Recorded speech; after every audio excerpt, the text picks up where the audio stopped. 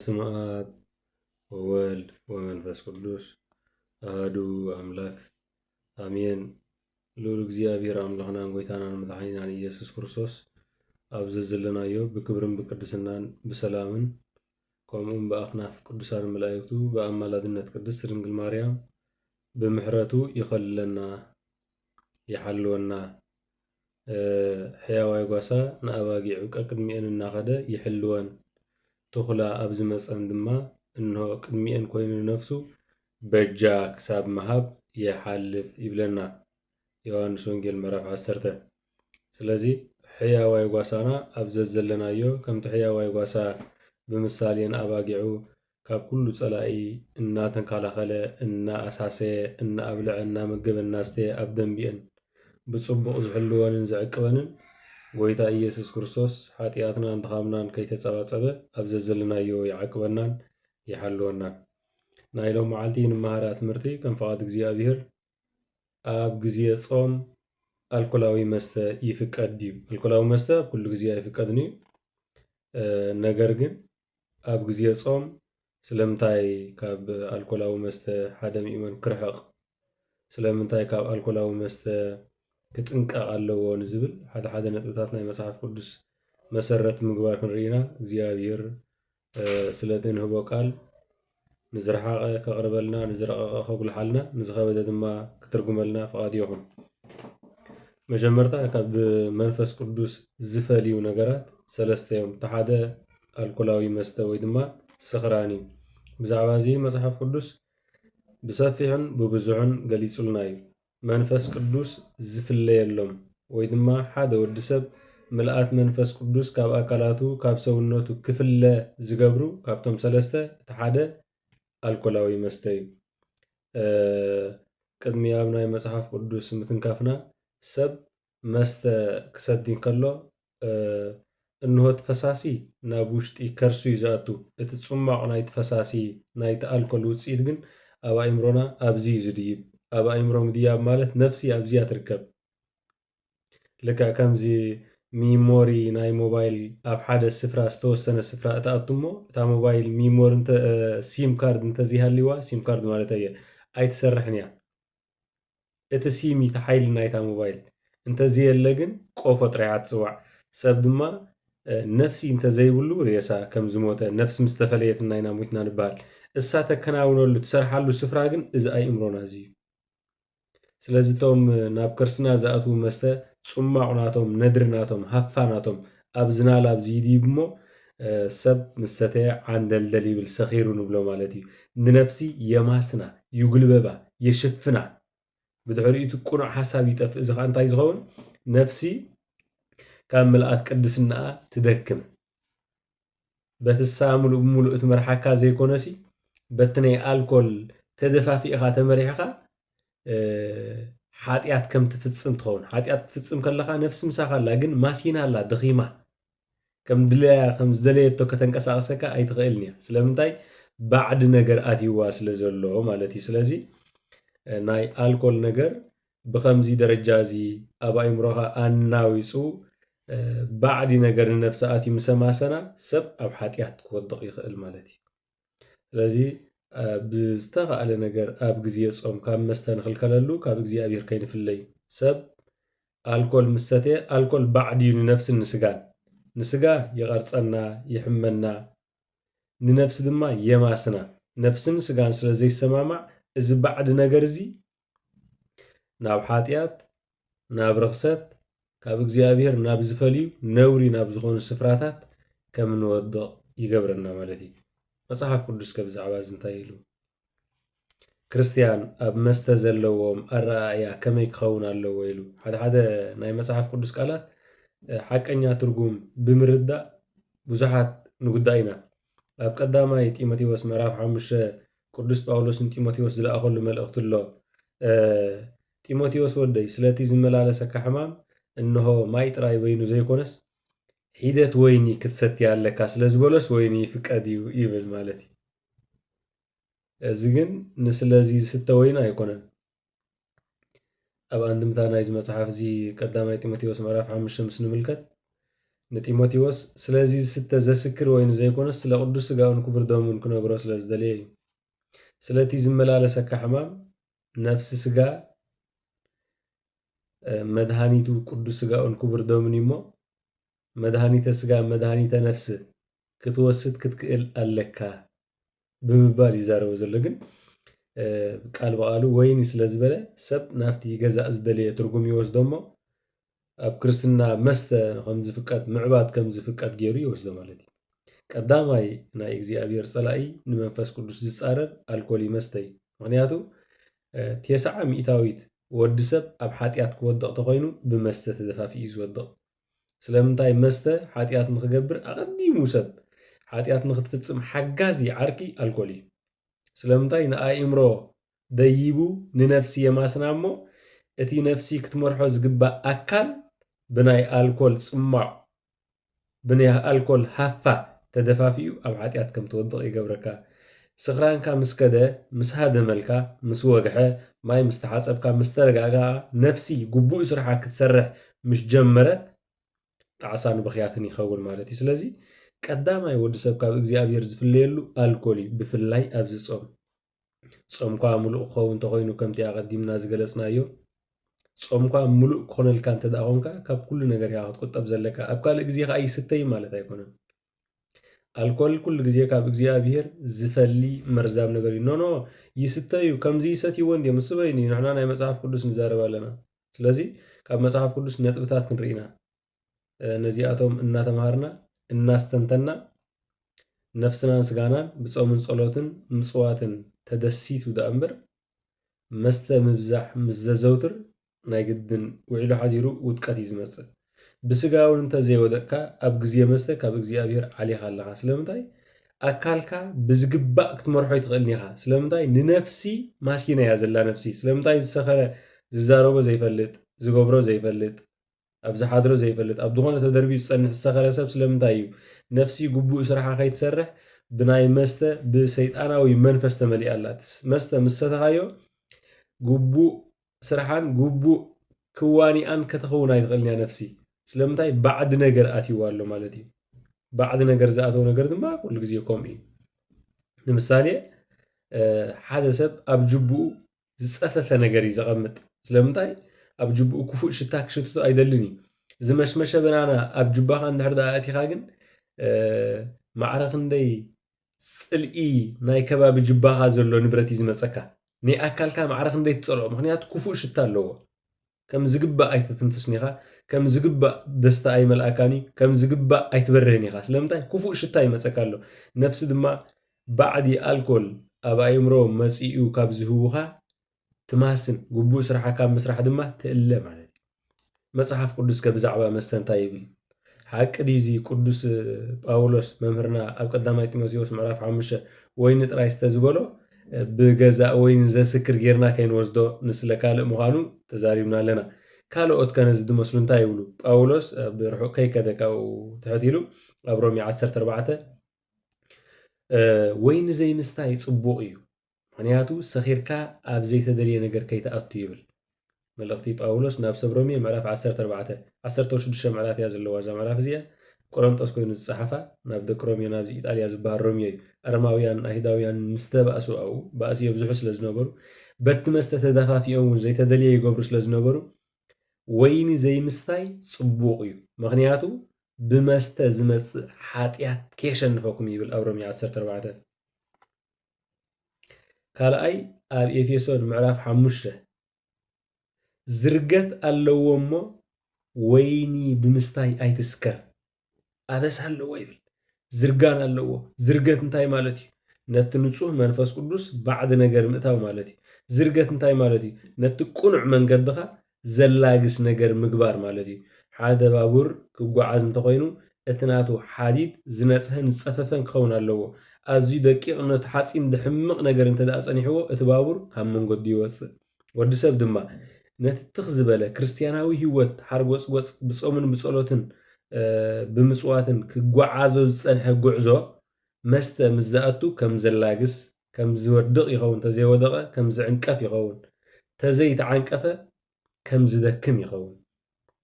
ስለዚ ኣብ ምዕራፍ 5 ኤፌሶን ዝርገት ኣለዎ እሞ ብወይኒ ኣይትስከር ተጠንቀቕ ይብል። እዚ ካልኣይ። ሳልሳይ ናብ ቲቶ ክልእኽ እንከሎ ቅዱስ ጳውሎስ ዝበሎ ይኹሉ እዚ ምናልባሽ ንጢሞቴዎስ ከምዚ ስለ ዝበሎ ከምዚ ኢልና ጌጋ ርዲኢት ከንርዳእ እዚ ኩሉ እዚ ናይ ቅዱስ ጳውሎስ እዩ። ናብ ሰብሮም የድለኣኸ እዩ፣ ናብ ደቂ ኤፌሶን እዩ፣ ናብ ቲቶ እዩ። ናብ ቲቶ ክልእ ከሎ ከዓ ኣብ ምዕራፍ 2 ብዛዕባ ደቂ ኣንስትዮ ክነግሮም ከሎ እተን ደቂ ኣንስትዮ ወይኒ ብምስታይ ባሮት ዘይኮና ዘይሓምያ ይኹና። ንኣንስቲ ክትምዕደንን ክትምህረንን እንከለኻ ይብሎ ተን ኣንስቲ ክትምዕደንን ክትምህረንን እንከለኻ ወይኒ ምስታይ ዘየዘውትራ። ስለምንታይ ወይኒ ምስታይ እንተደኣ መፅዩ ኣልኮል ምስታይ እንተደኣ መፅዩ ዘይተደልዩ ዘይግብኡ ዓበይቲ ንውጥቀት ዝዕድሙ ሓጢኣት ክመፅኦም። ስለዚ ከምዚ ኢልካ ተጠንቂቕካ መዓድ ወይኒ ንምስታይ ባሮት ዘይኮና ዘይሓምያ ኣንስቲ ክኾና መዓደን መሃረን ይብል ናብ ቲቶ ወዱ ምዕራፍ 2 ራብዓይ ኣብ ቀዳማይ ጢሞቴዎስ ምዕራፍ 3 ብዛዕባ ኤጲስቆጶሳት ሓደ ሰብ ኤጲስቆጶስ፣ ጳጳስ፣ ካህን፣ ዲያቆን ክኸውን እንተኮይኑ ይብል። እዚኣቶም ሕግናቶም ስርዓት ኣለዎም። ፍትሐ ነገሥት፣ ዲድስቅልያ፣ ሃዋርያት ኣቦታትና ዝፀሓፍዎም ብዙሓት ናይ ስርዓት መፅሓፍቲ ብዓብዩ ግን ኣብ ምዕራፍ 3 ቀዳማይ ጢሞቴዎስ እቶም ንእግዚኣብሔር ከገልግሉ ዘለዎም ወይ ከገልግሉ ዝደልዩ ካብ ማዕርገ ጵጵስና ናብ ክህነት ናብ ዲቁና መፅያ ኩሉ ግን ብክህነት ስለ ዝፅዋዕ እሳቶም ወይኒ ንምስታይ ዘይቀዳደሙ ዘየድህቡ ወይኒ ንምስታይ ዘይደልዩ ዘየድህቡ ወይኒ ምስታይ እንታይ ስለ ዘምፅእ እዩ ስኽራን የምፅእ ስኽራንከ ውጥቀት የምፅእ ውጥቀትከ ሞት የምፅእ። ምክንያቱ ቅድሚ ሞት ልክዕ ከምዚ ሰሎሞን ኣብ ምሳሌ ዝበሎ ቅድሚ ውጥቀት ትዕቢት፣ ቅድሚ ውጥቀት ኣነ ቅድሚ ውጥቀት ኣነ ጥራየ፣ ቅድሚ ምውዳእካ ትዕቢት ትቅድም። ሰብ ቅድሚ ምውዳቑ ትዕቢት ፅላሎት ናይ ውጥቀት እዩ። ቅድሚ ዝናም ነጎዳ ከም ዘሎ ደመና ከም ዘሎ ቅድሚ ውጥቀት ድማ ትዕቢት ኣሎ። ቅድሚ ሓጢኣት ድማ ስኽራን ኣሎ። ቅድሚ ስኽራን ከዓ መስተ ኣሎ።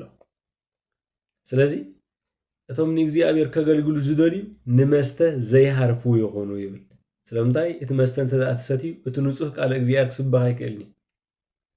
ስኽራን ማለት ዕብዳን ማለት እዩ። ዕብዳን ማለት ከዓ ፈጣሪኻ ምስሓት ማለት እዩ። 23 ማቴዎስ ወንጌል ኢትኩኑ ከመ ዘአብዱ ከም ዝዓበዱ ይትኹኑ ክብሎም ከሎ ንፈሪሳውያን ጎይታ ኢየሱስ ክርስቶስ እንታይ ንምባል እዩ ዝዓበደ ብከልቢ ዝምሰል ዝዓበደ ከልቢ ንዋኑ እዩ ዝነክስ ነቲ ዘብልዖን ዘስትዮም ቀዲም እዩ ዝነክስ። ፈሪሳውያን ድማ እንሆ ነቲ ፈጣሪኦም ኢየሱስ ክርስቶስ ኣቐዲሞም ክሒዶም እዮም ክሒዶም ከዓ ሰቒሎም እዮም። ስለዚ መስተ ምስ መፀ ድማ ምስ ዝፈጠረካ እግዚኣብሔር ክትበኣስ ሓይሊ ትረክብ ድፍረት ትረክብ። ምክንያቱ ድፍረት ባዕድ እዩ ምስ ነፍስናን ንስጋናን ዘይሰማማዕ ምሳና ዝተፈጥረ ኣይኮነን ባዕዲ ዝመፅእ ዘሎ ባዕዲ ከዓ ኩሉ ግዜ ተዋቃዒ እዩ። ልክዕ ከም ዝንኣባጊዕ ትኹላ ዝኣትወን ንምእመናን ሓሳቡ ካሓት ዝኣትዎም ኣልኮል ንኣካልና ከኣትዎ እንከሎ ድማ ዕንወት እዩ ዝመፅእ። ስለዚ እቶም ንእግዚኣብሔር ከገልግሉ ዝደልዩ ኣገልገልቲ እንሆ ወይኒ ዘየድህቡ ወይኒ ንምስታይ ዘይቀዳደሙ ይኾኑ ይብል። ከምኡ ኣብ ፍትሐ ነገሥቲ ኣንቀጽ 12 ንምሳሌ ፍትሐ ነገሥቲ ካብ ሓዲስ ኪዳንን ካብ ብሉይ ኪዳንን ካብ መጽሓፍቲ ሃዋርያትን ካብ መጽሓፈ ሊቃውንትን እዮም ተጻሒፎም። ሓደ ሓደ ሰብ ተራ መጽሓፍ ገይሩ ዝወስዶም ኣሎ። ፍትሐ ነገሥቲ ካብ ምንታይ መፅዩ? ካብ ብሉይ ኪዳን ይወፅዩ፣ ካብ ሓዲስ ኪዳን ይወፅዩ፣ ካብ ክልቲኡ። ሳልሳይ ናይ ሃዋርያት መጽሓፍቲ፣ ራብዓይ እቶም ቅድሚኦም ዝነበሩ ሊቃውንቲ ያቶም እዮም። ስለዚ ኣብ ፍትሐ ነገሥቲ ይብል። ካብኡ ቀፂልና እውን ዲድስቅልያ ንብል። መጽሓፈ ዲድስቅልያ ሓድሽ ኪዳን እዩ። ቅድስቲ ቤተ ክርስቲያንና ሓድሽ ኪዳን መጽሓፍቲ 35 እዮም። ቅድሚ ሕጂ ተዛሪብና ኣለዎም ነርና ኢና። ኣብዚ ሕጂ ዘለው 27 ክኾኑ እንከለው 8 መጽሓፍቲ ምስኡ ዚኣተው ኣለዉ ኣብ ቤተ ክርስቲያን ዘለው ብትግርኛ ተተርጊሞም እዚ መጽሓፍ እዚ ዘይተሓወሱ ዲድስቅልያ ሓደ ካብኦም እዩ። ሐዋርያት ብኽብርን ብንጽህናን ኣጽፊፎም ዝጽሓፍዎ እዩ። ስርዓት ኣለዎ፣ ሕጊ ኣለዎ፣ ቆነና ኣለዎ፣ ዶጉማ ኣለዎ። ኣካል ሓድሽ ኪዳን እዩ። መበል 35 ናይ ሓድሽ ኪዳን መጽሓፍቲ እዩ። ኣብዚ ኣንቀጽ 12 እንታይ ይብል? ብዛዕባ ንክርስቲያን ክዛረብ እንከሎ ከመ ኢመፍቱ ይባኡ ክርስቲያን ውስተ ቤተ ብለንየ ወይ ድማ ውስተ ቤተ ተውኔት 12 ዲድስቅልያ ወይዚ ኣብ 27 ራእይዎ ብግልፂ ቀሚጥዎ ኣሎ። ኣብ መጽሓፈ ዲድስቅልያ 27 ግልፂ ክኸውን ምእንቲ ክርስቲያን ኣብ ቤት መስተን ኣብ ቤት ጭፈራን ከኣትዉ የብሎም ይብል። ምክንያቱ ዝኾነ ሰብ ኣብ ጓይላ ኣቐዲሙ መስተ ዝሰቲ ንምንታይ እዩ? ንውጥቀት ቀዲሙ ምእንቲ ክኸይድ። ምክንያቱ ቤት ጓይላ ቤት ሰይጣን እዩ፣ ቤት እግዚኣብሔር ኣይኮነን። ኣብዚ እውን ክገልፆ እዩ። ኣብ 27 መጽሓፈ ዲድስቅልያ ኣንቀጽ 27 ናይዚ ምዕራፍ ኣይኮነን ዝበሃል ኣንቀጽ እዩ ዝበሃል ከመ ኢመፍቱ ይባኡ ክርስቲያን ውስተ ቤተ ብለንየ ውስተ ቤተ ትውኔት ኣብ ቤት ጓይላ ኣብ ቤት ሳዕስዒት ክርስቲያን ከኣትዉ ከም ዘይግባእ። ኣብ ቤት ሳዕስዒት ከኣትዉ ተኮይኖም ኣብ ቤት መስተ ኣትዉ ኣለዉ ማለት እዩ። ኣብ ቤት መስተ ኣትዉ ተልዮም ኣብ ቤት ውጥቀት ይኣትዉ ኣለዉ።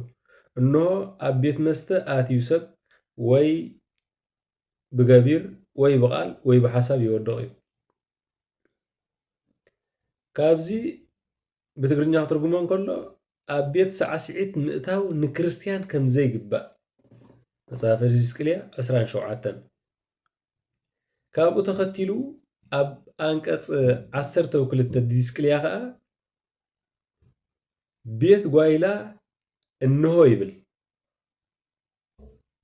ኣእዛና ድምፂ እግዚኣብሔር ንምስማዕ ደኣ እምበር ኣጋንንቲ ክፅዋዓ የብለንን ይብል። ኣብ ጓይላ ብመስተ ሰብ ምስ ደንዘዘ ስላሎ ላሎ ኤሎ ዝበሃሉ ናይ ኣጋንንቲ ስም ክኾኑ ይኽእሉ እዮም። ነዚኣቶም ክፅውዑ የብሉን። እዚኣቶም ኣበይ እዮም ዝርከቡ?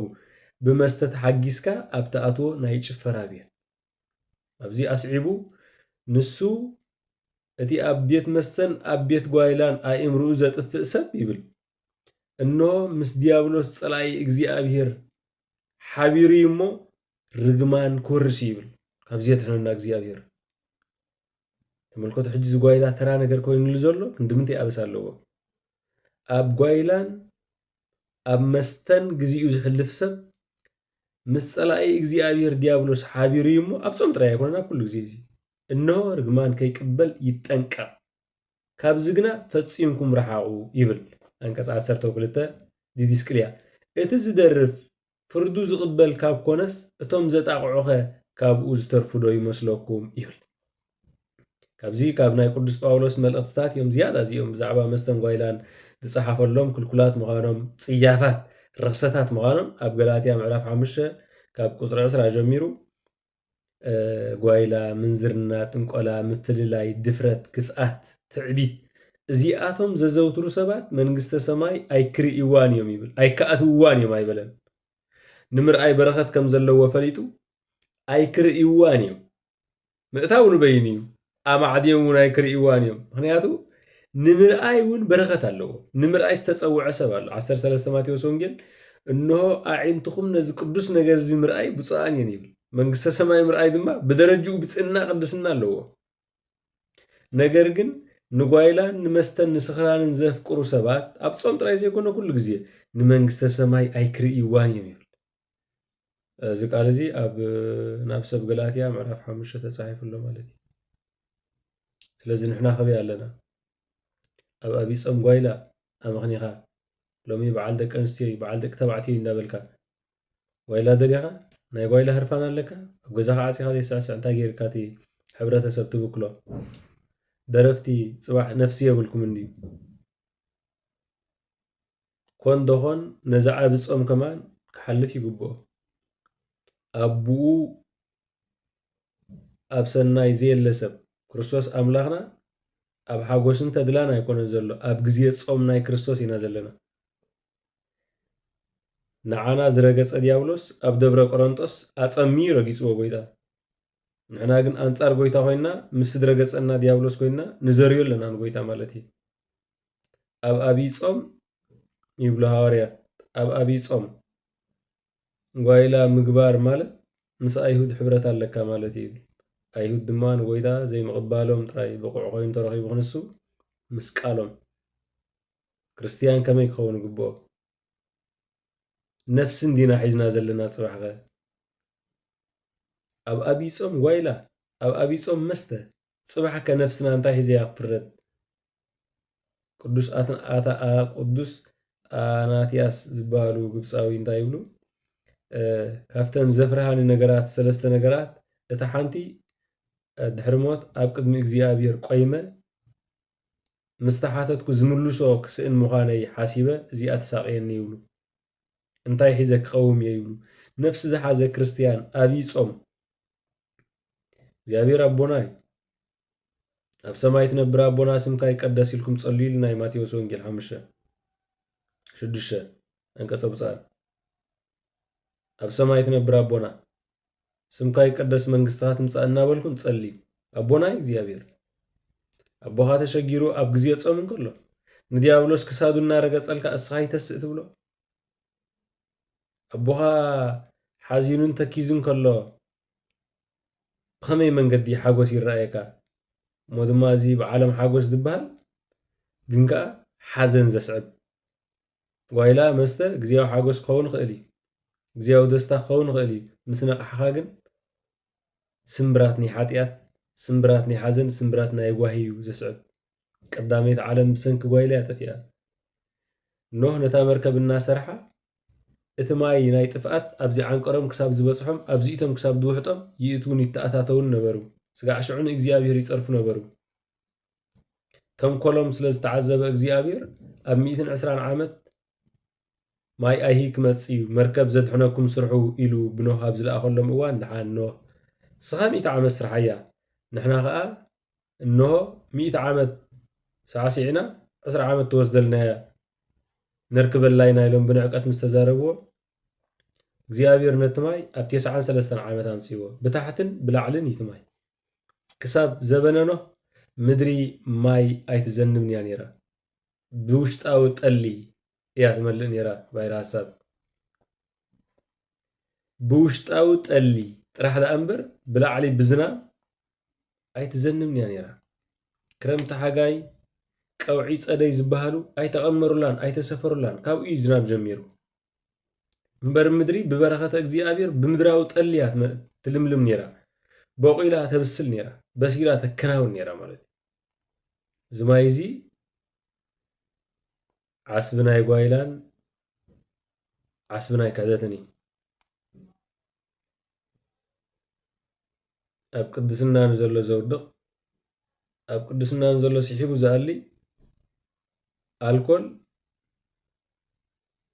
ከዓ ስሒቡ ናብ ጓይላ ከዓ ስሒቡ ናብ ውጥቀት ኣብ ጓይላ ኮንካ ሓጢኣት እውን እንተዘይገበርካ ብዓብኡ ንእግዚኣብሔር ኣምላኽ ተጻቢእካዮ ኣለኻ እዚ ኣባና ተራ ነገር ኮይኑሎ ኣይግባእን እዩ ዓብዪ ሓጢኣት እዩ ኮለልከ ይበልና መስተ ዝድረአናዮ እዩ ኣብ ዓብይ ጾም ምፍላይ የንቀጥቅጥ እዩ ኣብ ገላትያ ምዕራፍ 5 ካብ ቁፅሪ 20 ድማ ጓይላን ሳዕስዒትን ዝገብሩ ርኽሰትን ጥንቆላን ዝርጋንን ድፍረትን ምፍልላይን ዝፈቱ ክሕደትን መናፍቕነትን ዝገብሩ ንመንግስተ ሰማይ ኣይከኣትውዋን እዮም ኣይኮነን ኣይክርእይዋን ስለዚ ብዚ ምድሪ ከለና ዓድል ኣለና ሰብ ሕልንኡ ክቕስቅስ ኣለዎ ንስሌና ኢሉ ነገረ ድሕነት ይፍፅም ንዘሎ ጎይታናን ኣምላኽናን መድሓኒናን ኢየሱስ ክርስቶስ ኣንጻሩ ክንለዓል የብልናን ንሓደ ወላዲ ደቁ ክደፍርዎ ከለዉ ዝያዳ ጓሂ እዩ እግዚኣብሔር ድማ እቶም ሓንሳብ እንሓዋሩን ዕብራውያን ሓንሳብ እንሓዋርን ብቅዱስ ደም ተቐዲስና ከም ዝበለ ሓንሳብ እንሓዋርን ብደሙ ነፂህና ክንስና ኣኮ በወርቂ ሃላፊ ዘተሳየጠነ ኣላ በደሙ ክቡር ቤዘወነ ብሓላፊ ወርቂ ብዝበሊ ብዝኣርግ ብዝብስብስ ዘይኮነስ ብክብር ደሙ እዩ ተበጂዩና 27 መጋቢት ንምእመናን ስጋኡ ቀሪሱ ደሙ ኣፍሲሱ ይሂብና ነዚ ኣምላኽ እዚ ብኸመይ ኣብ ግዜ ጾም ሰማይን ምድርን ኣብ ዝጸማሉ እዋን ኣጋንንቲ ኣብ ዝቕጥቅጥሉ እዋን በዓልና ኣጋንንቲ ካብ ሲኦል ንፅውዕ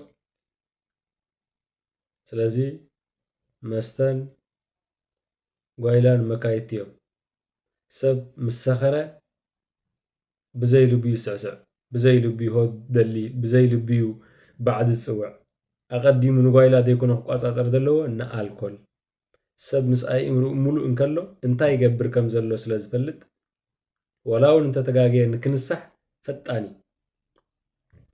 ويتان على أزار كم مقابر كتنسأ خلا مثالي نايتهم وذق إلى مستنسئي أربعة معالتي تنسيوه